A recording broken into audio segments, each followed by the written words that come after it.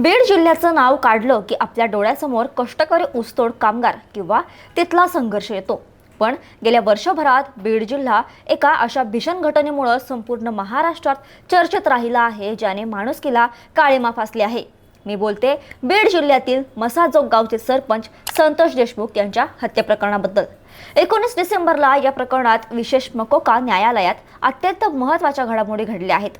कोर्टाच्या खोलीत जे काही झालं त्यावरून हा खटला आता एका अतिशय निर्णायक वळणावर येऊन पोहोचला आहे। आजच्या या व्हिडिओमध्ये आपण या प्रकरणाचा सखोल आढावा घेणार आहोत आणि हे समजून घेणार आहोत की 23 डिसेंबरची तारीख या खटल्यासाठी एवढी महत्त्वाची का आहे। नमस्कार, मी मृदुला आणि तुम्ही पाहताय थोडक्यात। व्हिडिओच्या सुरुवातीला आपल्याला त्या काळ्या रात्रीबद्दल बोलावं लागेल, ज्या रात्रीने बीड जिल्ह्याला हादरवून सोडलं होतं। 9 डिसेंबर 2024 ही ती तारीख आहे। संतोष देशमुख जे आपल्या गावचे लोकनियुक्त सरपंच होते, त्यांचं अपहरण करण्यात आलं। त्यांना टाकळी शिवारात नेण्यात आलं आणि तिथे जे काही घडलं ते ऐकून कोणाचेही डोळे पाणावतील।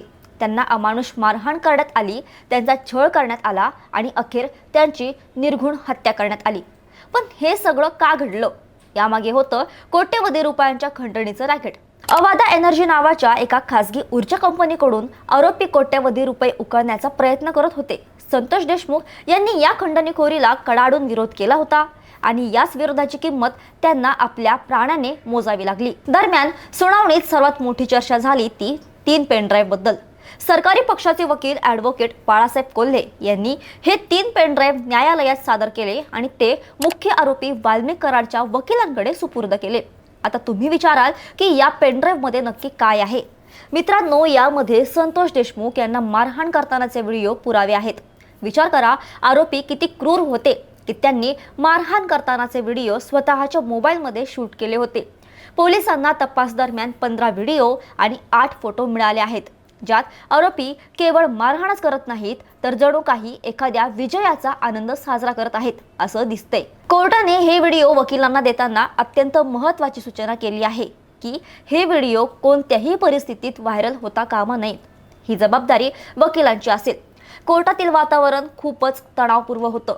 सुनावणी सुरू असतानाच एक विचित्र घटना घडली। आरोपी सुदर्शन घुले याला अचानक कोर्टात चक्कर आली। यामुळे काही काळ गोंधळ निर्माण झाला। पण संतोष देशमुख यांचे नातेवाईक धनंजय देशमुख यांनी यावर तीव्र नाराजी व्यक्त केली आहे। त्यांचं म्हणणं आहे की हे केवळ वेळ काढूपणाचे धंदे आहेत।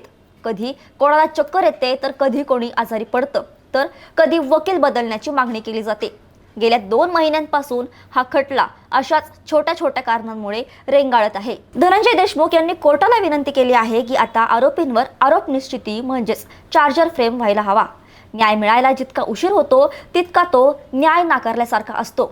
आणखी एक मोठा पेच या सुनावणीत निर्माण झाला होता, तो म्हणजे विशेष सरकारी वकील उज्ज्वल निकम यांच्याबद्दल। आरोपींच्या वकिलांनी मागणी केली की उज्ज्वल निकम यांना या खटल्यातून हटवण्यात यावं।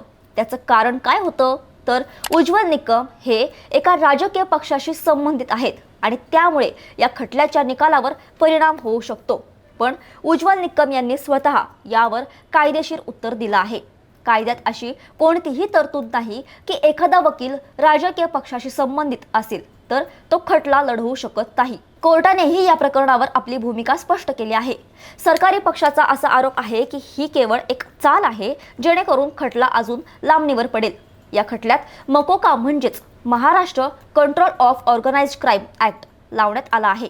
हा कायदा खूप कडक असतो आणि तो संघटित गुन्हेगारी रोखण्यासाठी वापरला जातो। जेव्हा एखादी टोळी आर्थिक फायद्यासाठी किंवा वर्चस्व गाजवण्यासाठी हिंसाचाराचा वापर करते तेव्हा मकोका लावला जातो। संतोष देशमुख यांच्या हत्येमागे सुद्धा एक संघटित टोळी असल्याचं पोलिसांचं म्हणणं आहे। 1800 पानांच्या चार्जशीटमध्ये पोलिसांनी प्रत्येक पुरावा अतिशय बारकाईने मांडला आहे। वाल्मिक कराड जो या प्रकरणातील मुख्य आरोपी आणि माजी नगर परिषद अध्यक्ष आहे, त्याच्यावर या हत्येचा कट रचल्याचा आरोप आहे। मित्रांनो, या प्रकरणाकडे फक्त एक गुन्हेगारी कथा म्हणून पाहू नका। हे आपल्या लोकशाहीसाठी किती घातक आहे याचा विचार करा। एक सरपंच जो आपल्या गावातील विकास प्रकल्पांमध्ये होणाऱ्या भ्रष्टाचाराला आणि खंडणीखोरीला विरोध करतो, त्याची अशा प्रकारे हत्या होणं ही समाजासाठी धोक्याची घंटा आहे। जर प्रामाणिक लोकांना अशा प्रकारे संपवलं जाणार असेल तर भविष्यात कोण अन्यायाविरुद्ध आवाज उठवेल?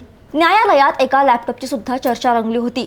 आरोपींच्या वकिलांना वाटतंय की लॅपटॉपमधील डेटा त्यांना मिळावा, पण सरकारी पक्षाने स्पष्ट केलंय की तो लॅपटॉप अजून उघडलेला सुद्धा नाहीये। तो फॉरेन्सिक लॅबकडे पाठवण्यात आला आहे। डिजिटल पुराव्यांच्या या लढाईत आता 23 डिसेंबर ही तारीख खूप महत्त्वाची ठरणार आहे।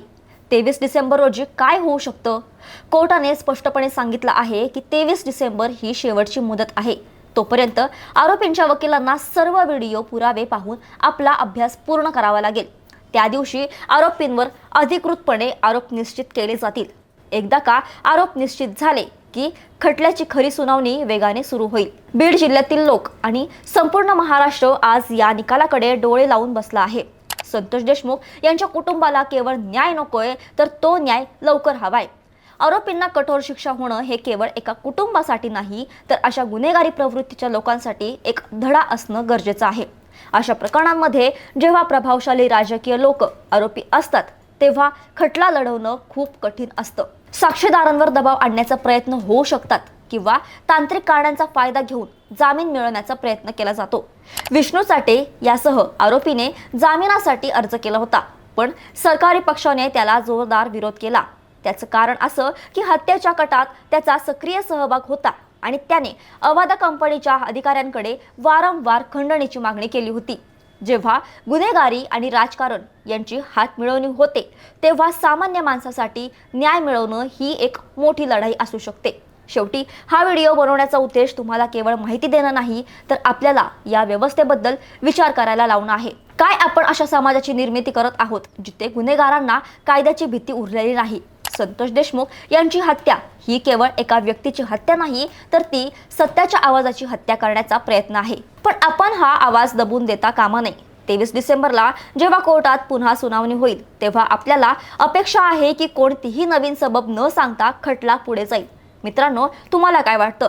अशा गंभीर प्रकरणांमध्ये जेव्हा मकोका सारखा कायदा लागतो, तेव्हा खरोखरच आरोपींना वेळेत शिक्षा मिळते का, की प्रभावशाली आरोपी सिस्टीमचा फायदा घेऊन बाहेर येतात?